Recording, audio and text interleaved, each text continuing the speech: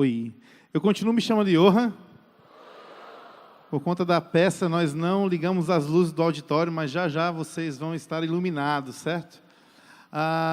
Bom, me permitam fazer uma saudação aos adultos, as pessoas que costumam saudar com a paz do Senhor, né? Então, paz do Senhor, igreja. E eu queria saudar esses adolescentes. E aí, galera radical? Bom, essa programação aqui de domingo tem sido uma programação especial que tem tentado retratar um pouco do que nós vivemos, tanto nesse retiro, nesse final de semana. Então vocês viram um pouquinho de peça, alguns vídeos de testemunho, algumas músicas que nós cantamos, mas também tentou retratar um pouco do que nós estamos vivendo enquanto radical aqui nessa igreja, adolescentes aqui dessa igreja. Então, enquanto o culto acontece aqui no domingo, na tenda, nós estamos reunidos ali no Espaço Radical. Nosso intuito não é distrair o seu filho, não é divertir o seu filho, mas sim desafiá-lo a cumprir a sua missão enquanto adolescente. Nós cremos enquanto igreja que nós não temos adolescentes na IBC, mas nós temos uma IBC de adolescentes que se manifesta quando se junta aqui no Espaço Radical, que se manifesta de casa em casa, nos seus grupos, junto com as suas famílias ou em grupos de adolescentes, e também se manifesta nas escolas, né? Então essa galerinha tem sido desafiada momento a momento a cumprir a sua missão dentro da sua casa, com os seus vizinhos e na sua escola. E tem sido um grande privilégio poder servir a esses adolescentes, juntamente com a minha amada e linda esposa, que está sentada aqui na frente hoje. Vanessa tem sido um suporte para mim, bastidor, oração, cuidado. Estávamos nós dois lá nesses dias de retiro, e muito do que eu tenho conseguido atuar hoje diante de Deus tem sido pelo cuidado da minha esposa e a contribuição e a parceria dela. Então eu quero louvar a Deus pela vida dela, por Deus ter me dado uma esposa auxiliadora, ajudadora. E talvez se você está sem esperança, eu consegui, então você é capaz de conseguir também, né? Pode ver que eu sou um homem de oração, né? Orei muito.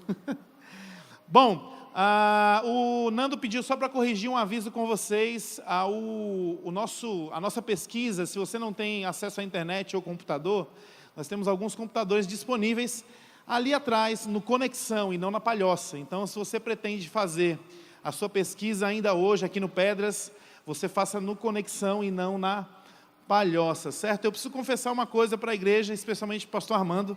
O Aristides me falou: Johan, deixa o pastor Armando descansar. Porque eu falei: Aristides, será que o pastor Armando não deveria pregar no culto de domingo? Ele falou assim: não, deixa o pastor descansar. Aí eu vim para cá todo feliz na minha cabeça, pensando que o pastor ia estar descansando, né? Mas não descansando aqui na minha frente, descansando em casa, né?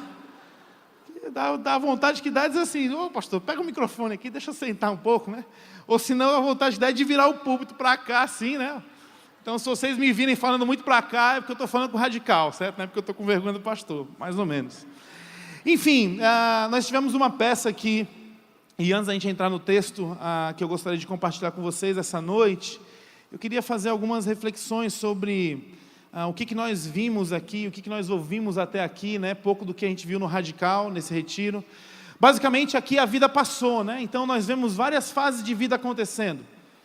Vemos uma fase da mãe que gera um filho, do filho que cresce, filho que se relaciona, filho que namora, filho que casa, filho que se forma, filho que tem outro filho, filho que consegue formar o seu filho, e filho que casa, e o pai se despede da amada no túmulo, né? Isso nos faz refletir em algumas coisas. Basicamente, eu queria que você pudesse pensar em duas delas.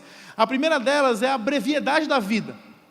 É o quanto a vida ela tem um fim. Talvez hoje nesse auditório de milhares de pessoas nós temos uma única coisa em comum, sabe qual é? Todos nós iremos enfrentar a morte um dia. Se o Senhor Jesus Cristo não retornar, eu e você, nós nascemos e nós temos a mesma certeza. O fim vai chegar para mim e para você, a despeito do tempo. Algumas pessoas passam por essa terra de forma mais rápida, algumas pessoas demoram mais para passar. Mas algo em comum que acontece na minha e na sua vida é o fim. O fim vai acontecer, o fim vai chegar. Uma outra coisa acerca dessa peça que eu gostaria que você pudesse estar pensando enquanto nós vamos conversar aqui essa noite, é exatamente essa ideia de o quanto nessa vida que ela é breve, o quanto nessa vida que ela é rápida, ela é passageira, o quanto nossas escolhas conscientes influenciam a nossa trajetória de vida. Eu não sei se você já passou por uma experiência de cometer um engano, certo? Eu acredito que você já se enganou alguma vez. Eu já me enganei várias vezes na minha vida. Uma delas, eu tive uma oportunidade, enquanto eu era adolescente, de viajar para fora do país, para morar fora do país. E eu não sabia falar inglês. E aí eu chego nos Estados Unidos e não sei falar nada de inglês, nem don't to high, nem don't to rain. E aí eu tinha que esperar um avião para poder viajar, e eu estava com fome, e não tinha o McDonald's, né? Eu não quero fazer propaganda de McDonald's, até que o pastor Armando está aqui, mas quando você vai para um outro lugar, o McDonald's é uma salvação, porque assim, você não precisa falar, você olha, é o mesmo cardápio, você olha para a mulher e diz assim, ó, number 2, você vai comer a mesma coisa que você come aqui, e lá não tinha McDonald's. E aí eu comecei a tentar usar minha cabeça e dizer assim, meu Deus, onde é que eu posso comer para matar a minha fome, sem gastar tanto dinheiro, né? Porque tem duas coisas que tiram nossos órgãos. A primeira delas é o cinema no shopping. Você vai comprar uma pipoca, quanto é uma pipoca e um refrigerante? R$18. Não, pegue meu celular, dá não para comprar com o celular? Pega meu rim, né? Eu deixo o meu rim aqui. Não, o rim está muito ruim, dá para comprar só um chocolate. Outra coisa que é muito cara é comida em aeroporto. Então eu não queria gastar dinheiro, eu fiquei tentando. Rapaz, o que eu vou, onde é que eu vou, o que eu como? E eu passei na frente de um lugar chamado Space Pizza. Eu olhei e falei, rapaz, eu sei o que é pizza. Space, aí tinha uns foguetes, uns planetas, umas estrelas. Aí eu olhei e falei, eu sei o que é Space. Space é espaço. Então eu vou comer uma pizza aqui de um outro planeta. E aí eu comecei a olhar, né, aí eu vi lá uma pizza, o nome da pizza era Spicy Chicken. Eu falei, rapaz, chicken eu sei que é frango. Eu vou comer esse negócio. Aí eu encostei no balcão, fiquei esperando, aí as pessoas pediam e eu ficava olhando, né? E aí eu vi que a pizza era uma pizza de verdade, né? Porque se você viaja para um outro país e não fala a língua, às vezes você acha que você pediu um peito de frango, vem um sapo cru para você comer, né? Aí você fica em crise. Eu vi que era uma pizza de verdade. E aí pronto, já sei o que eu quero. Spicy Chicken. Chegou a minha vez, eu olhei para a mulher olhou para mim, né? Eu falei, Spicy Chicken. E a mulher perguntou para mim, uma coisa que eu já entendo. Quantas estrelas você quer? E eu pensei, rapaz, que negócio é estrela? Não, estrela deve ser a quantidade de recheio. Aí vocês podem ver que de comida eu entendo um pouquinho. Eu pedi 5 estrelas. Me dá o 5. Pensando assim, vai vir um galeto nessa pizza, né? Chegou a pizza, eu olhei assim, não vi as estrelas da pizza. Ela perguntou se eu queria alguma bebida, eu pedi um refrigerante pequenininho para economizar. Resultado, fui, sentei no meu lugar, quando eu mordi a pizza, eu saí dos Estados Unidos e vim bater na Bahia. E descobri que spice não era espacial, spice era pimenta. E estrela não era frango, não era recheio, estrela era a quantidade de pimenta que você queria comer. Vocês estão rindo porque vocês não comeram essa pizza. O que eu não gastei para comer, eu gastei tendo que tomar refrigerante. Passando mal, dizendo, meu Deus do céu, onde é que eu fui parar? Estão tentando me envenenar aqui, né? O imigrante, estão tentando envenenar o imigrante. Quem nunca se confundiu na vida? Quem nunca passou por uma situação que achava que estava indo bem, achava que estava indo certo, e quando viu estava indo totalmente errado? E existe uma coisa que nós precisamos ter responsabilidade quando nos enganamos. Quando você se engana, quando você erra, mesmo que foi inconsciente, você vai ter que lidar com as consequências da sua escolha ruim. Talvez você olhe para uma vida passando aqui, e você fica idealizando algumas coisas. Puxa, como eu gostaria de casar um dia, como eu gostaria de me formar um dia, como eu gostaria de ter um emprego um dia, como eu gostaria de ter filhos um dia. Mas quando você não assume a atitude pelos seus atos, ou quando você não consegue se responsabilizar, até mesmo por aquilo que você se engana, você escolhe mal, e as coisas não vão acontecer na sua vida. Quando a gente fala acerca do futuro, é interessante pensar, né? falando do presente, grande dificuldade de assumir os nossos atos, principalmente aqueles que nós estávamos enganados. Eu conversei com a galerinha do Radical aqui, essa galera aqui vai para a escola. Se eles estudarem para a prova de português, sentar na cadeira e for prova de matemática, as letras não vão virar números. Eles vão tirar nota baixa. Ah, professor, eu me enganei, sinto muito. Tem que lidar com essas coisas. Acerca do futuro, eu percebo que tem pessoas que vivem ainda mais esse sentimento de desapega, desinteresse. Não, o futuro a Deus pertence. Não, a minha vida, não, está na mão do destino. Vamos deixar acontecer as coisas naturalmente. E aí você corre um grande risco de chegar no final da sua vida e perceber que muito daquilo que você gostaria de ter vivido, você não viveu porque você escolheu mal. Você não viveu porque você se enganou demais na sua vida. E aí tem gente que diz, não, eu não quero saber acerca do futuro, porque assim, eu não sou Deus. Deus é onisciente, onipresente, onipotente, eu não sei dessas coisas. Mas quando você se encontra com Deus e você se relaciona com a palavra de Deus, você percebe que a palavra de Deus diz coisas acerca da vida do tipo: luz para os meus pés, e para o meu caminho é a tua palavra, Senhor. Quando você se depara com a palavra de Deus, você percebe Jesus dizendo, olha, eu sou o caminho, eu sou a verdade, eu sou a vida. Quando você olha para a palavra de Deus, você percebe que em Gálatas capítulo 6, no verso 7, a Bíblia vai dizer o seguinte: de Deus ninguém pode zombar. Aquilo que o homem semeia, certamente o homem vai colher. Então nós não podemos andar mais não sendo responsáveis pelas nossas ações hoje, nem tampouco pelas nossas ações futuras. Por quê? Porque aquilo que eu faço hoje, aquilo que eu planto agora, isso vai gerar vida, isso vai frutificar em alguma coisa. Então, em certos aspectos, sim, nós podemos tomar atitudes hoje que irão refletir no nosso futuro. Jesus não nos chama para ser ignorantes a respeito do futuro. Nós temos a sua palavra nas nossas mãos, nós temos as suas promessas. Nós não precisamos andar angustiados e preocupados, porque nós temos uma palavra que nos direciona. Nós temos promessas de Deus. A Bíblia diz que ainda que meu pai e minha mãe me abandonem, o Senhor não vai me abandonar. Isso é uma promessa.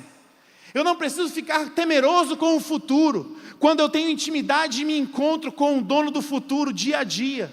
Quando eu sento e eu abro a sua palavra, quando eu me debruço sobre essas verdades, ainda que eu esteja passando por sofrimentos atuais, a palavra de Deus me revela que aquilo que eu sofro agora não será comparado com a glória que me será revelada.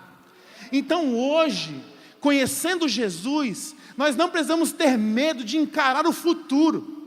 Conhecendo Jesus, nós não precisamos ter medo de um dia se chegar diante de uma sepultura, de lidar com a morte, porque Jesus Cristo viveu, morreu, mas ressuscitou no terceiro dia, Ele venceu a morte.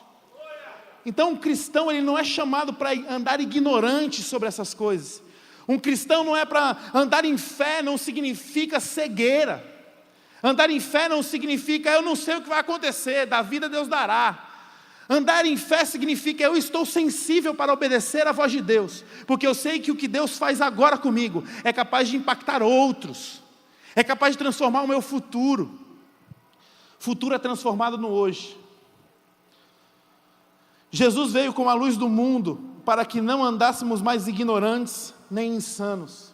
Você tem a palavra de Deus, nós temos a presença de Deus, para não andarmos mais ignorantes, como alguém que não sabe o caminho, como alguém cego que fica tateando, como alguém que anda sobre a neblina, não enxerga e não consegue andar e se desenvolver porque não vê nada. Jesus limpou o nosso caminho. Jesus veio para que nós não pudéssemos ser loucos, você sabia disso? E a linguagem aqui é porque tem a ver especialmente com essa galerinha radical. Jesus não nos chamou para sermos insanos. E aí você pode parar e pensar, eu não sou doido, você está me chamando de doido? Não.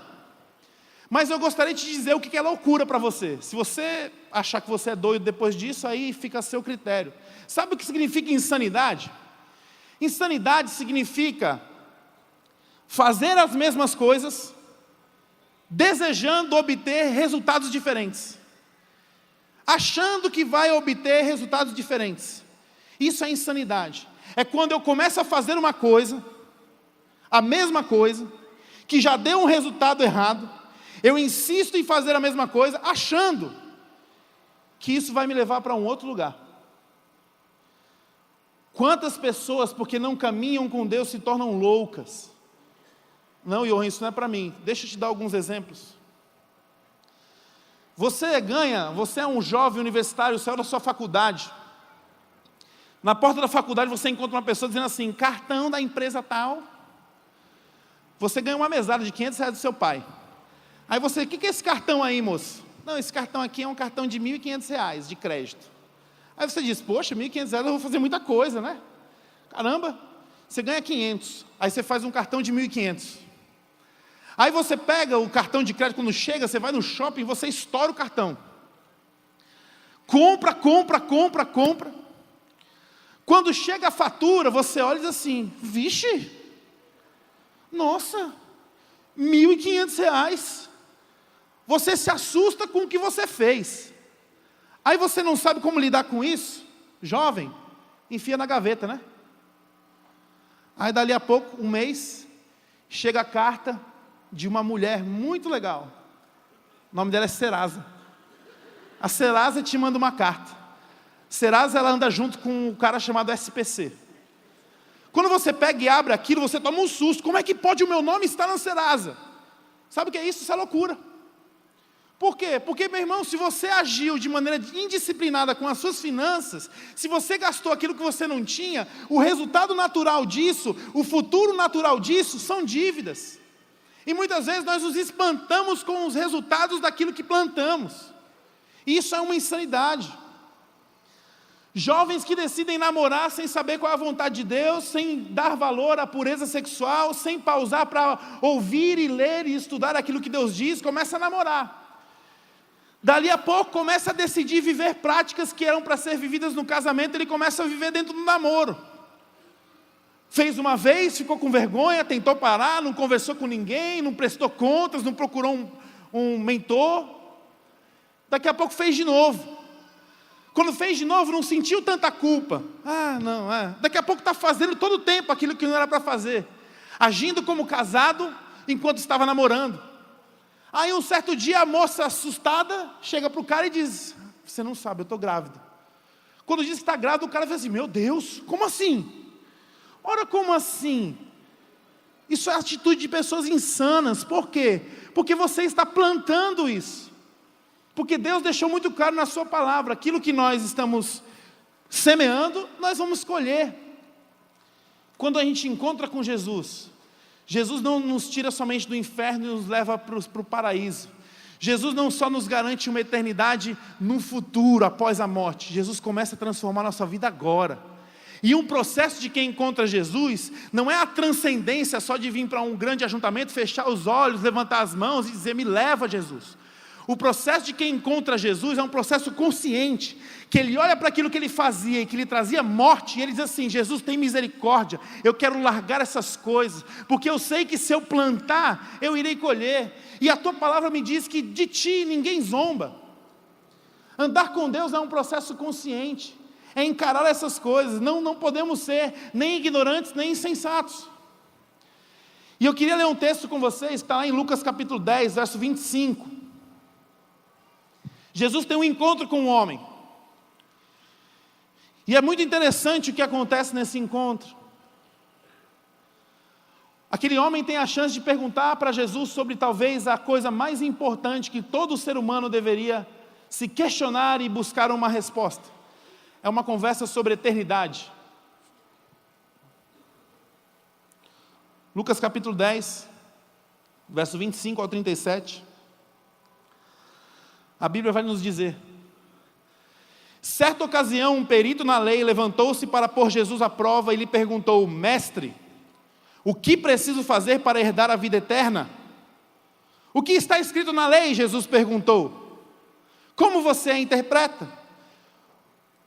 O religioso então respondeu, ame o Senhor, o seu Deus, de todo o seu coração e de toda a sua alma e de todas as suas forças, de todo o seu entendimento, e ame o seu próximo como a si mesmo. Disse Jesus: você respondeu corretamente, faça isso e viverá. Mas ele, querendo justificar-se, perguntou a Jesus: e quem é o meu próximo? Em resposta disse Jesus: um homem descia de Jerusalém para Jericó, quando caiu nas mãos de assaltantes, muito parecido com Fortaleza, né? Estes lhes tiraram as roupas, espancaram-no e se foram, deixando-o quase morto. Aconteceu estar descendo pela mesma estrada um sacerdote. Quando viu o homem, passou pelo outro lado. E assim também um levita, quando chegou ao lugar e o viu, passou pelo outro lado. Mas um samaritano, estando de viagem, chegou onde se encontrava o homem, e quando o viu, teve piedade dele. Aproximou-se, enfaixou-lhe as feridas, derramando nelas vinho e óleo. Depois colocou-o sobre o seu próprio animal, levou-o para uma hospedaria e cuidou dele. No dia seguinte, deu 2 denários ao hospedeiro e disse-lhe: cuide dele, quando voltar lhe pagarei todas as despesas que você tiver.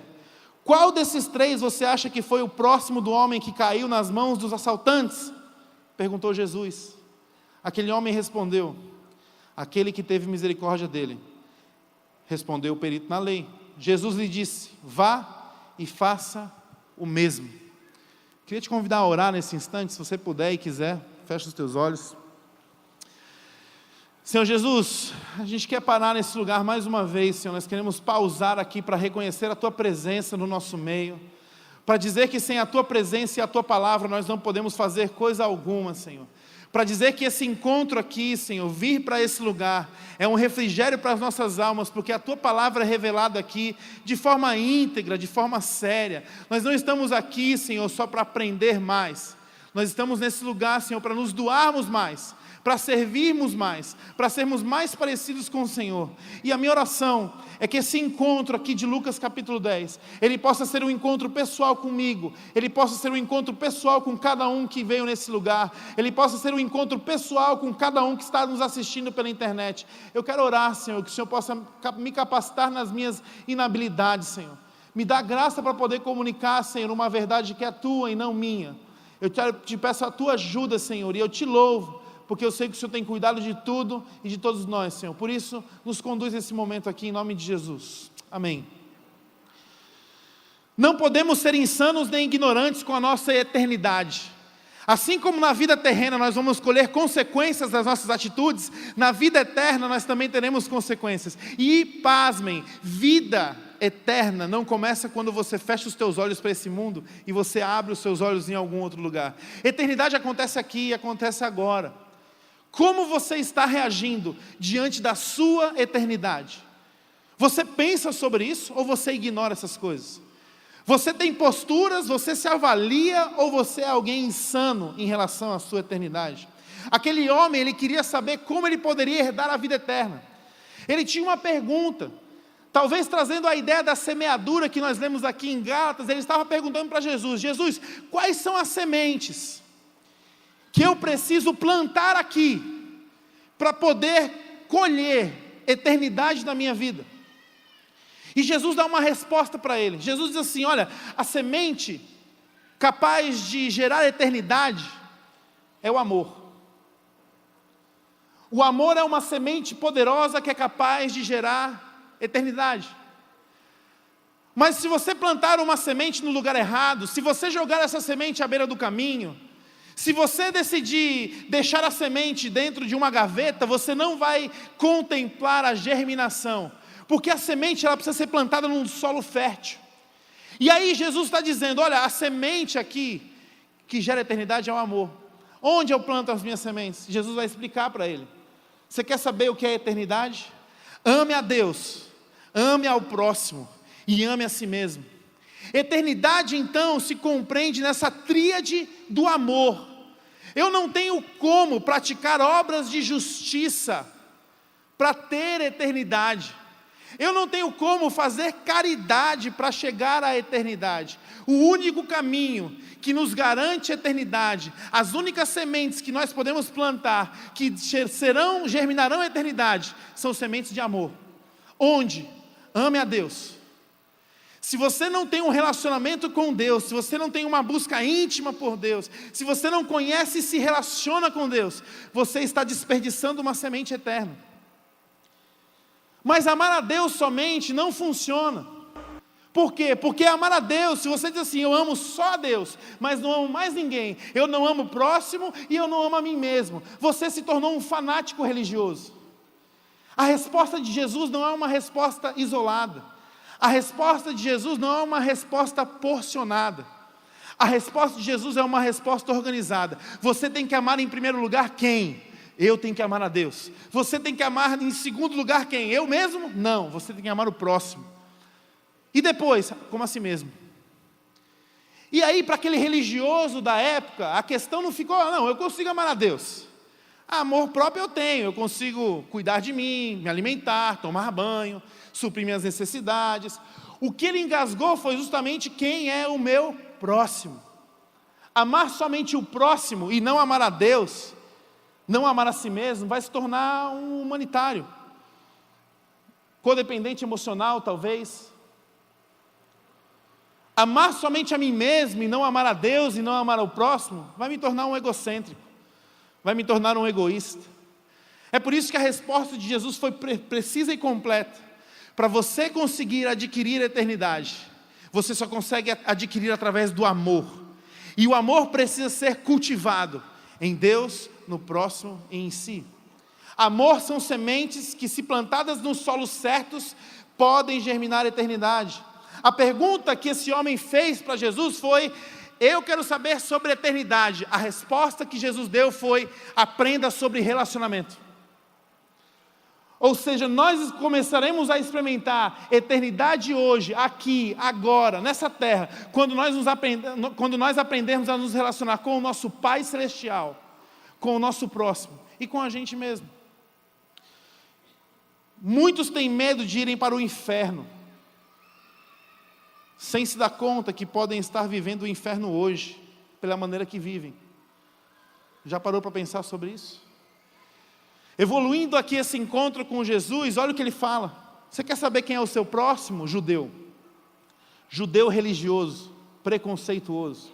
Ele vai dizer, um samaritano. Existia uma inimizade entre judeus e samaritanos de pelo menos 6 séculos. Naquela época, você falar mal de alguém era você chegar para a pessoa e dizer assim, olha, você é um filho de uma samaritana. Pronto, você arrasou com a pessoa. Existia um grande muro de inimizade entre esses dois povos. Quando aquele judeu está querendo se relacionar, ter acesso à eternidade, Jesus diz, olha, você precisa aprender que o seu próximo é o seu inimigo.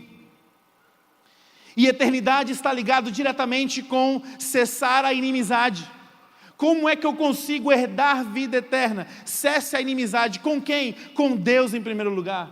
Cesse a inimizade com quem? Com quem está ao seu redor em segundo plano. Cesse a inimizade consigo mesmo. Por quê, gente? Porque próximo não é meu amigo. Jesus se confundiu quando disse que era um samaritano, era para ter dito um judeu e disse samaritano. Não. Jesus queria ensinar para aquele judeu que próximo, ser próximo a alguém, não é ser amigo. Próximo não é com quem eu tenho afinidade. Próximo significa aquele que me pertence, no sentido de essência, aquele que veio do mesmo lugar que eu. É por isso que nós, enquanto igreja, entendemos que nossos grupos de relacionamentos são grupos abertos. Sabe por quê? Porque os próximos não são nossos amigos. Os próximos são quem nos pertence. E quem nos pertence? Aqueles que foram criados como nós fomos criados. O traficante nos pertence, em nome de Jesus, acredite nisso. A menina de rua nos pertence, a garota de programa nos pertence. Eles são os nossos próximos, não só os nossos amigos. Isso não é um clube de amigos.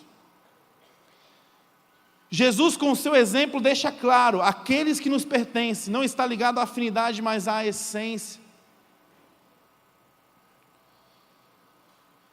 Ele ensina em Mateus capítulo 5, verso 43 a 48, vocês ouviram o que foi dito, ame o seu próximo e odeie o seu inimigo. Olha o que a velha lei dizia.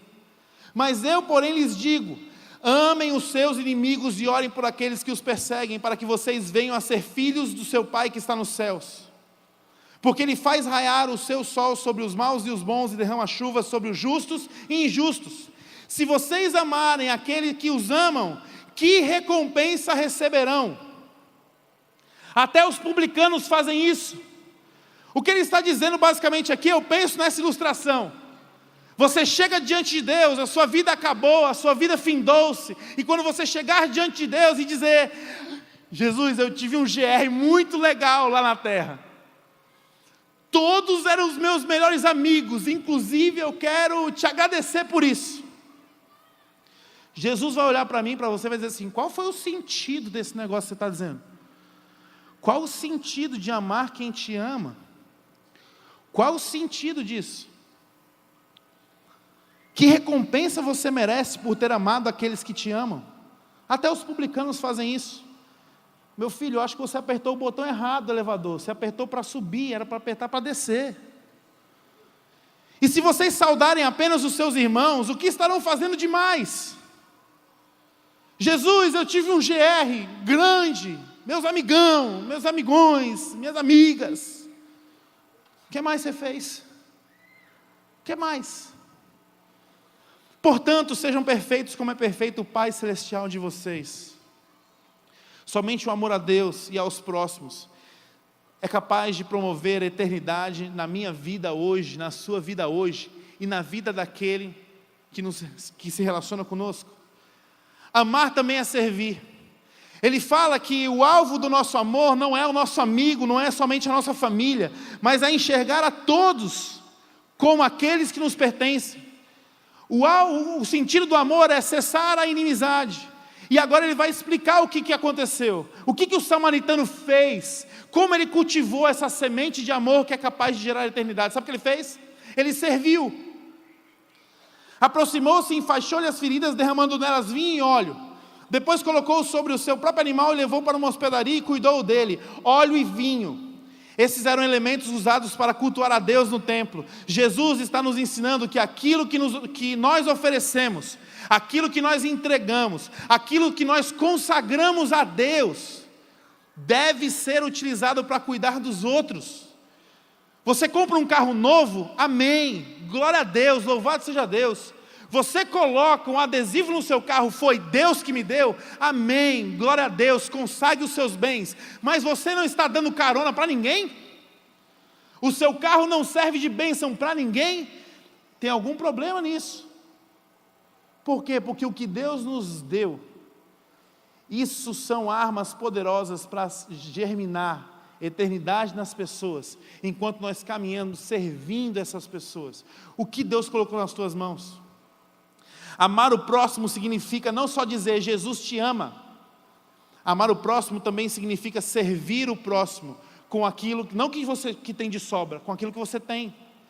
O samaritano transformou um encontro com uma vítima de assalto em um culto. Já pensou? O samaritano não chegou e disse assim: rapaz, você está todo machucado. Faça o seguinte, hoje é quarta-feira, eu passo aqui no sábado, a gente toma um banho, come um açaí, e aí domingo de manhã eu te levo para a igreja, viu? Deus te abençoe. O samaritano não fez isso. O que o samaritano fez é o que eu e você devemos fazer, porque quando nós fazemos isso, nós trazemos a eternidade para a terra. As pessoas alcançam a eternidade. Sabe o que ele fez? Ele não levou o acidentado, o assaltado para a igreja. Ele levou a igreja para o acidentado. O culto começou ali. Quantas pessoas hoje estão sendo beneficiadas com aquilo que você tem? A riqueza que você tem é capaz de transformar a pobreza de quem? Pense sobre isso. Efésios 4:28, olha o que Paulo afirma: aquele que roubava não roube mais, antes trabalhe, fazendo com as suas mãos o que é bom, para que tenha o que repartir. O princípio da Bíblia não é assim: olha, trabalhe para você ficar rico, subir no topo do mundo, vai para uma cobertura blindada, anda de carro blindado, compra um tanque para andar em Fortaleza. O princípio não é esse. O princípio é, cara, dê duro, rale, saiba administrar as suas coisas. Sabe por quê? Não é para você ficar rico, é para você saber como repartir com aqueles que estiverem em necessidade. Amar aqui, Jesus nos ensina que amar é doar tempo. Não é simplesmente dar uma esmola, não é simplesmente dizer assim, está aqui o band-aid, está aqui o seu remédio. Olha o que o samaritano fez. No dia seguinte, ele deu 2 denários ao hospedeiro e disse-lhe: cuide dele, quando voltar lhe pagarei todas as despesas que tiver. Percebe? Ele não deixou o cara na hospedaria e foi embora. A Bíblia está dizendo assim, no dia seguinte, pressupõe-se que aquele samaritano, ele gastou tempo com aquele que estava sendo agraciado e recebendo a eternidade através do amor daquele samaritano. Ele passou tempo com ele. A rotina de um samaritano daquela época era trabalhar em Jerusalém. Eles trabalhavam em Jerusalém durante a semana, e eles, para conseguir por volta de 30 denários, e aí então retornar para Samaria, para poder sustentar a sua família. Sabe o que aquele homem fez? Ele entendeu o conceito do próximo tão grande, de forma tão precisa, que quando ele olhou para aquele que estava em necessidade, e olhou para o dinheiro que ele tinha para a sua família, ele entendeu que aquele dinheiro deveria beneficiar aquele que estava ali, porque ele enxergou o seu próximo da forma que nós devemos enxergar. As pessoas que estão em necessidade são nossa família.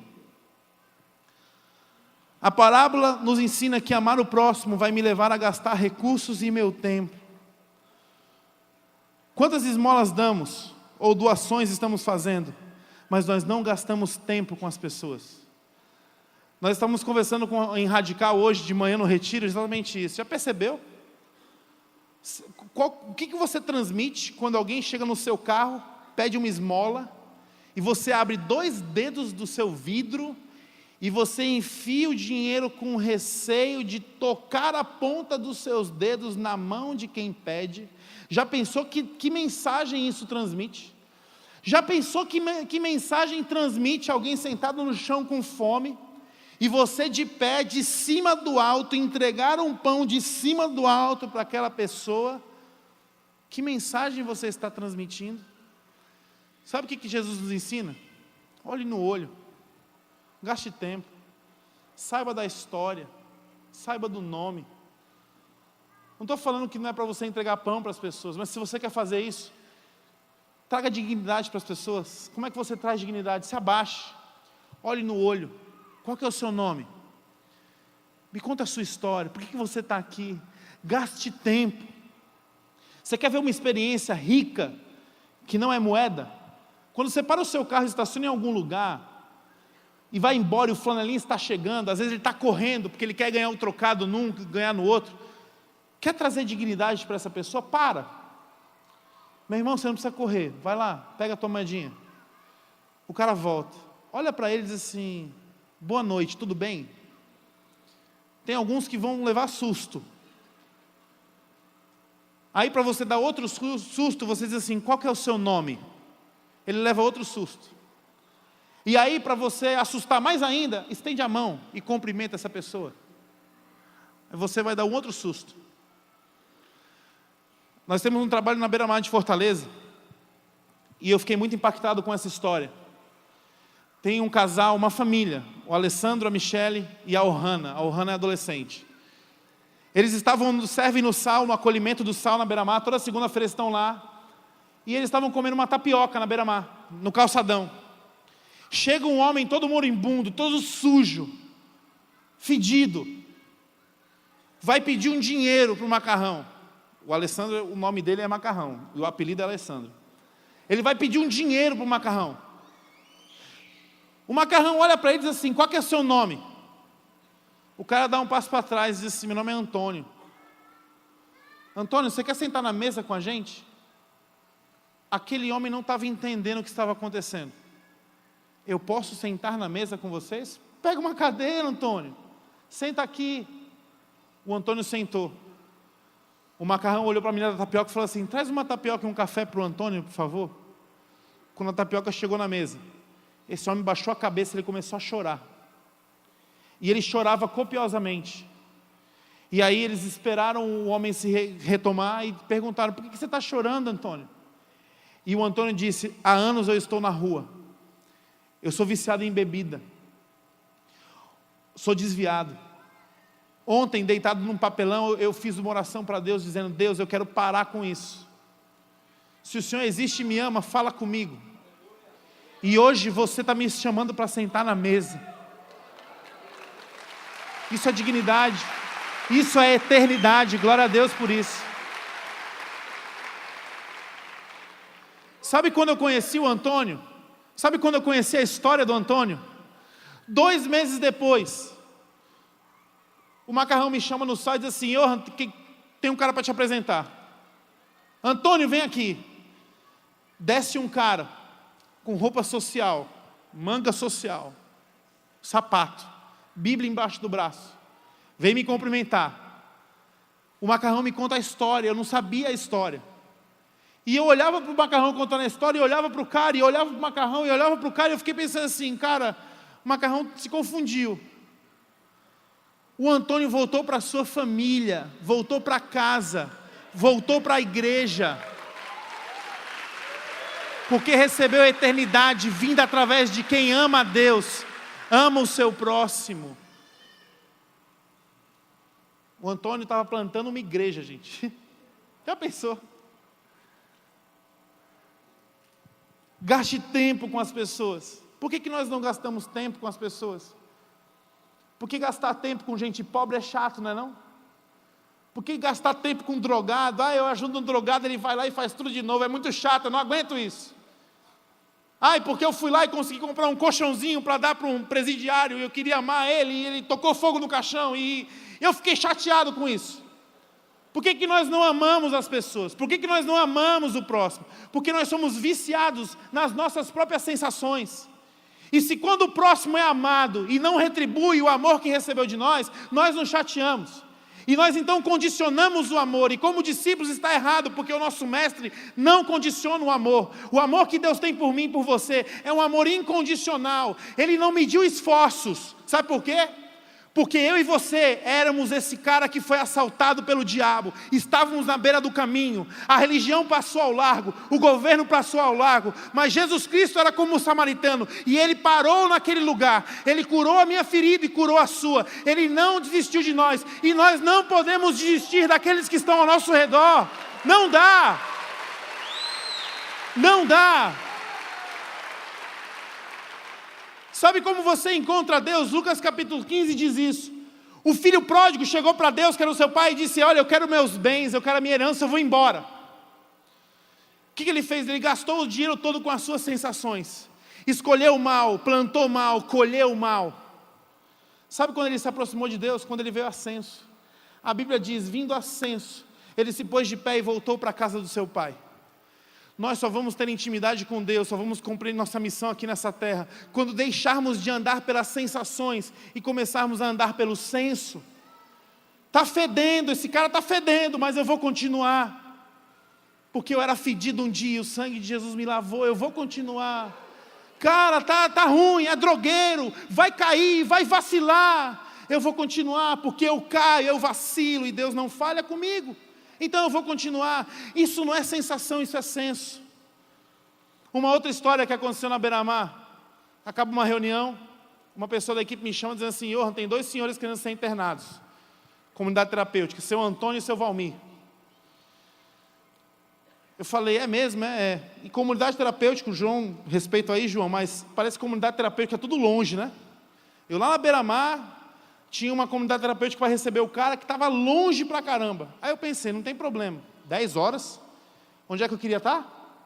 Em casa com a minha esposa. Sensação, gente.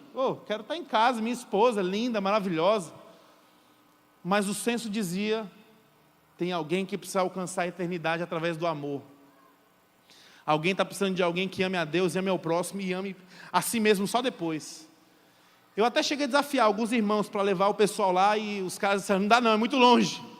E aí eu entendi: rapaz, já sei, é comigo mesmo, sou eu. Cumprimentei o seu Antônio, cumprimentei o seu Valmir. Eles estavam só de short, chinelo, sem camisa. Vamos entrar no carro, vamos lá. Pedi para o missionário da casa ir comigo para me orientar, né? Entramos no carro, gente.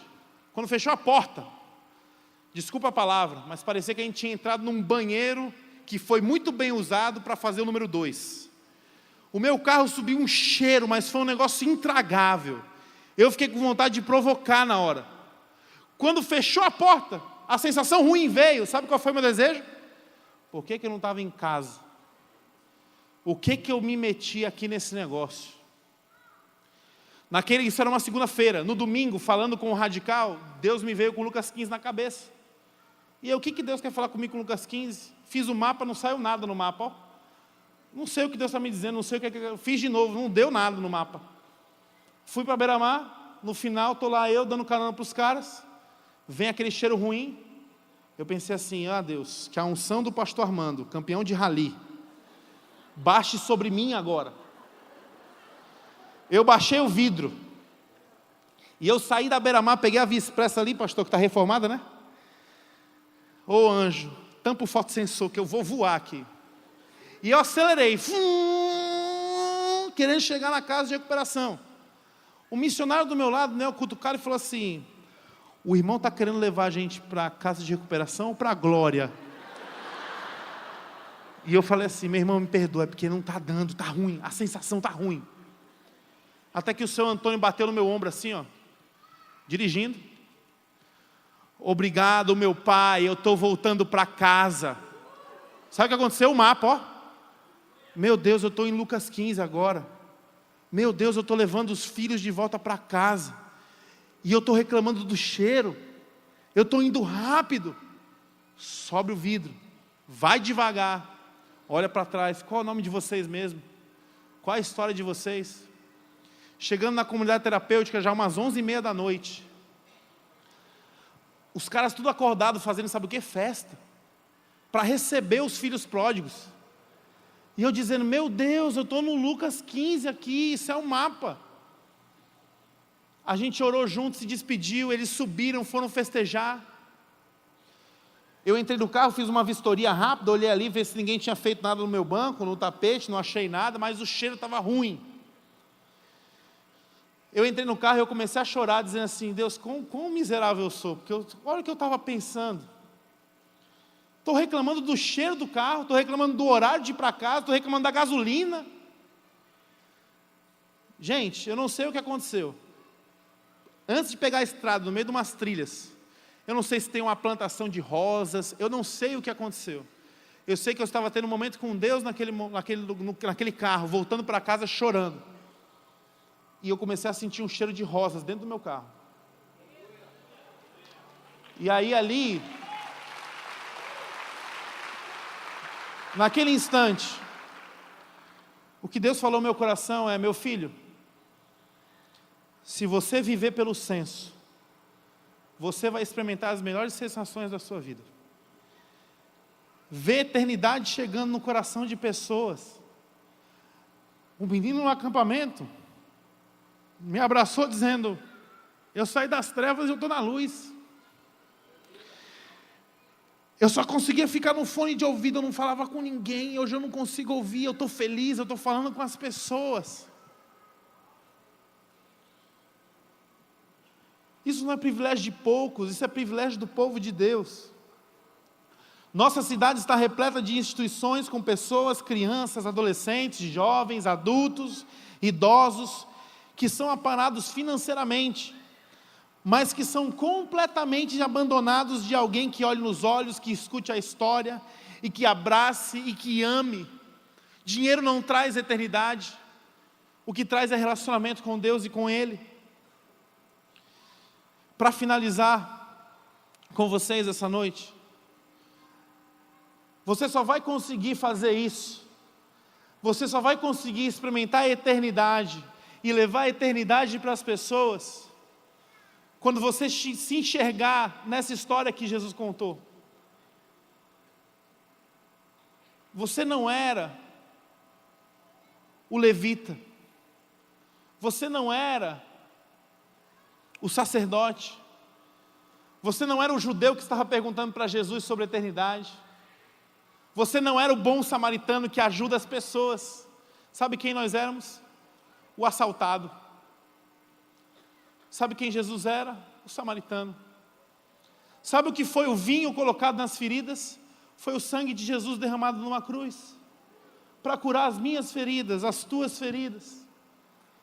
E Paulo vai dizer para a gente em Efésios capítulo 2, verso 13 a 19. Mas agora, em Cristo Jesus, vocês que antes estavam longe, foram aproximados mediante ao sangue de Cristo, pois Ele é a nossa paz, o qual de ambos se fez um e destruiu a barreira. Ele destruiu o muro de inimizade. Lembra do muro? Judeus e samaritanos, eu e você contra Deus. Jesus destruiu o muro de inimizade, anulando no seu próprio corpo toda a lei dos mandamentos, expressa em ordenanças. O objetivo de Jesus, por que Jesus parou no meio do nosso caminho? Porque era criar em si mesmo, dos dois, nós e Jesus éramos separados, nós e Deus estávamos separados, e o objetivo de Cristo foi criar dos dois um novo homem, causando paz entre o homem e o seu Criador, reconciliando-nos com Deus, os dois em um só corpo, por meio da cruz, para a qual Ele destruiu a inimizade. Ele veio e anunciou a paz a vocês que estavam longe, e a paz aos que estavam perto, pois por meio dele, tanto nós como vocês temos acesso ao Pai, por um só Espírito. Portanto, olha que lindo, nós não somos mais os estrangeiros, nem forasteiros, mas nós somos concidadãos dos santos, e nós somos membros da família de Deus. Deus nos pegou no meio do caminho em Jesus Cristo, não para dizer que nós éramos uns pecadores inveterados, não para dizer peguei um escravo aqui agora. Ele nos pegou nos braços como filhos. Colossenses capítulo 2, verso 14 diz: pagou a minha dívida, havendo riscado a cédula que era contra nós, nas suas ordenanças, a qual de alguma maneira nos era contrária, e atirou do meio de nós, cravando-a na cruz. Jesus Cristo foi um bom samaritano que parou no meu caminho e no teu caminho. Ele nos ofereceu sementes de amor. Se relaciona comigo, se relaciona com o próximo, se relaciona com você mesmo, e você vai experimentar a eternidade nessa terra. Jesus foi a semente que Deus lançou para produzir vida eterna em solos férteis. E por mais que você hoje olha para você, olha para a sua vida e pensa, eu sou um deserto, Deus olha para você e vê, você é um deserto mesmo, mas eu sou fonte de água viva, eu sou manancial no deserto, eu sou capaz de fazer frutificar em você aquilo que você não é capaz de fazer. Você é um deserto, mas pelo poder do meu Filho, pelo sangue do meu Filho, você é capaz de gerar frutos eternos. Toma a semente de amor. Jesus Cristo morre numa cruz, por mim e por você. Esse é o Evangelho. É isso que nós somos chamados a fazer. Por que eu tenho que amar o próximo? Porque Deus me amou. E se eu sou amado de Deus, eu não consigo não amar ninguém. Não dá.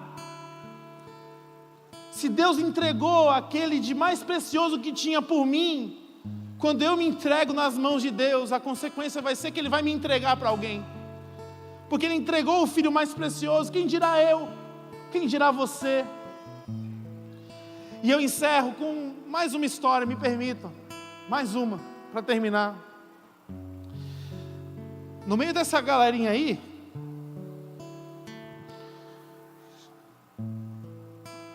tem um menino chamado Mateus.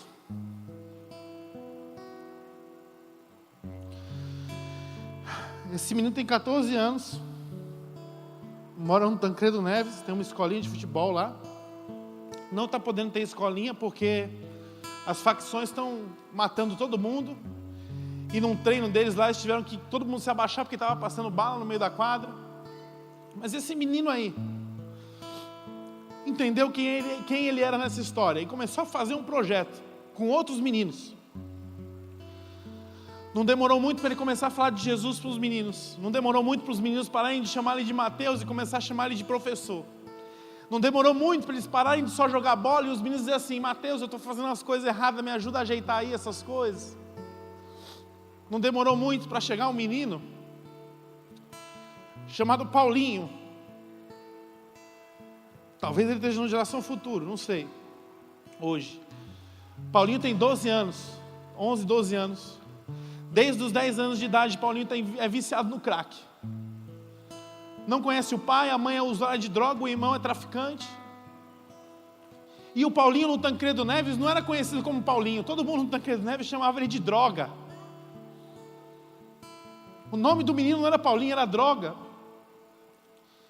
E esse menino e essa família que entendeu essa mensagem, que entendeu o amor de Deus, sabe o que eles fizeram? Botaram o Paulinho para dentro de casa. Isso me constrange, eu não tenho filhos ainda. Mas me constrange porque eu pensaria assim, eu não quero meu filho andando com uma pessoa que usa droga. Eu não quero um drogado na minha casa.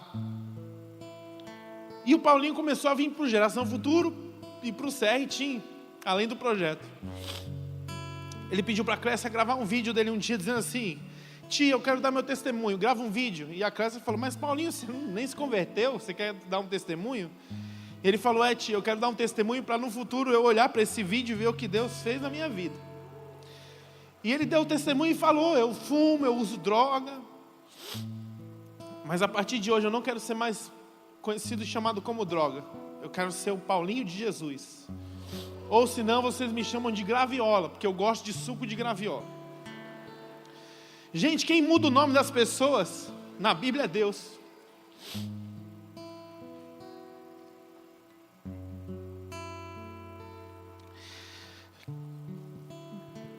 Esse menino,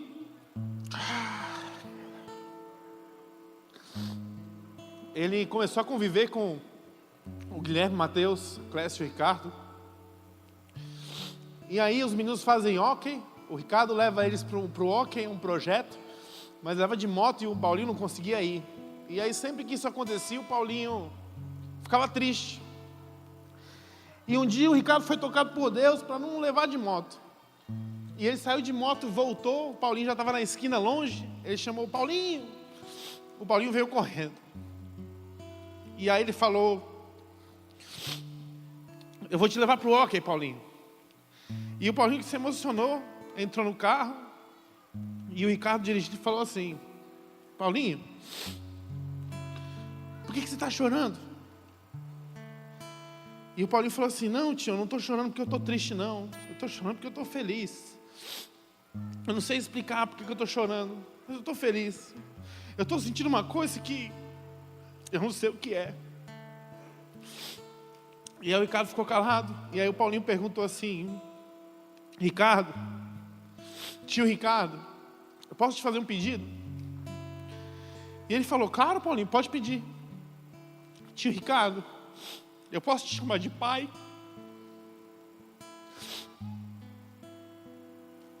E o Ricardo começou a chorar dirigindo e disse: pode me chamar de pai, Paulinho. Esse homem entendeu o Evangelho.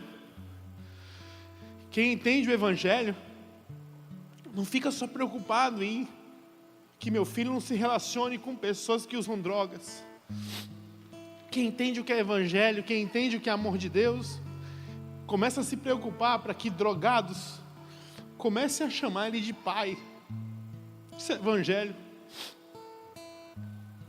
Essas são as preciosas sementes que Deus tem derramado sobre as nossas mãos.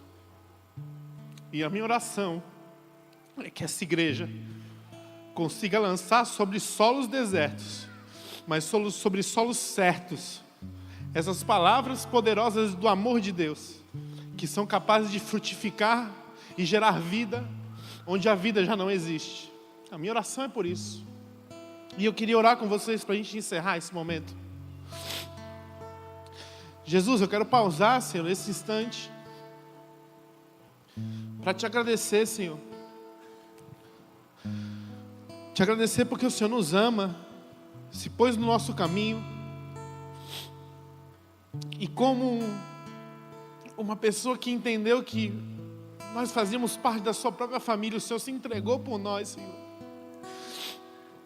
Nem sabíamos o teu nome, nem sabíamos das tuas razões, nem sabíamos de onde tu vinha, mas o Senhor assim nos amou, Senhor. Muito obrigado, porque o Senhor é o Deus que não está contido em templos feitos por mãos de homens, porque o Senhor é o Deus que se manifesta nas ruas. O Senhor é o Deus que alcança os desamparados e nos usa para fazer isso. Que essa igreja continue, Senhor, semeando bem para colher bem. Que essa igreja continue, Senhor, amando a Deus sobre todas as coisas e amando ao próximo como a si mesmo.